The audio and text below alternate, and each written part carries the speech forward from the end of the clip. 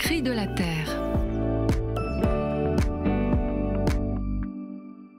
Aujourd'hui, c'est le premier jour de l'automne et j'en profite pour vous parler de l'alimentation de saison. À mes yeux, c'est l'un des petits changements les plus faciles à faire dans notre quotidien, apprendre peu à peu à choisir nos fruits et légumes en fonction de la saison.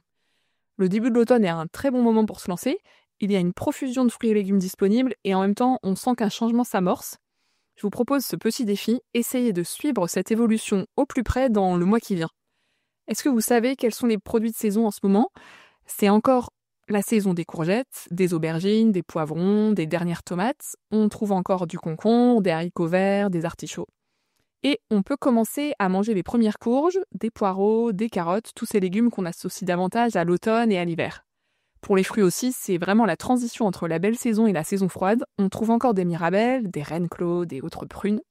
Bien sûr, c'est la pleine saison du raisin et il y a aussi les pommes et les poires qui font leur grand retour. Pourquoi manger de saison, me direz-vous ? L'enjeu, c'est d'éviter de faire pousser les fruits et légumes sous serre chauffée, ce qui est très consommateur d'énergie et émetteur de gaz à effet de serre. Pour vous donner un exemple, une tomate cultivée en France en hiver sous serre chauffée émet 6 fois plus de gaz à effet de serre qu'une tomate cultivée en France aussi, mais en plein champ en été. Se dispenser de haricots verts qui viendraient du Kenya ou de pommes du Chili permet aussi d'éviter d'autres impacts environnementaux et sociaux qu'à la culture de ces produits dans des pays lointains.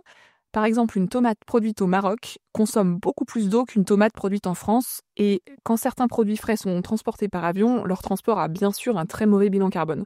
Ma proposition pour vous, c'est de saisir ce début d'automne pour être plus attentif aux fruits et légumes que vous mangez. Nous reconnecter au cycle des saisons, c'est une bonne manière de resserrer nos liens avec la création, de nous émerveiller de sa diversité et de son évolution au fur et à mesure de l'année. Ça permet aussi de varier les plaisirs au cours de l'année. On est tout heureux de retrouver les courgettes ou les fraises au printemps quand on a préféré ne pas en manger en hiver. Je vous laisse avec cet extrait d'une homélie récente du pape Léon.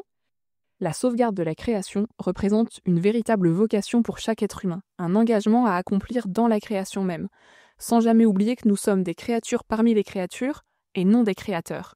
C'est pourquoi il est important, comme l'écrivait le pape François, de retrouver l'harmonie sereine avec la création, de réfléchir sur notre style de vie et sur nos idéaux, de contempler le Créateur qui vit parmi nous et dans ceux qui nous entourent.